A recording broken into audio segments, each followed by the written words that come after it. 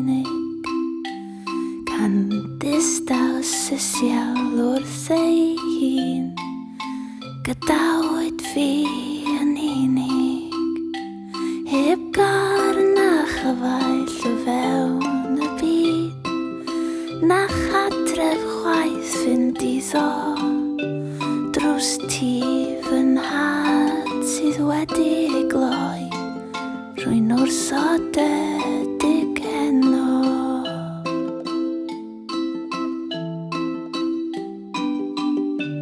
Mae bus gwarawdwydd ar y fôl yn nodi fy ngwendidau, allan o mywyd wedi droi a'i gladdu o dan y tonnau, arall o'r chwant a berswyd fi, do collais fy morwyn dod, a dyna'r achos pam rwy fi heno wedi ngwrthod.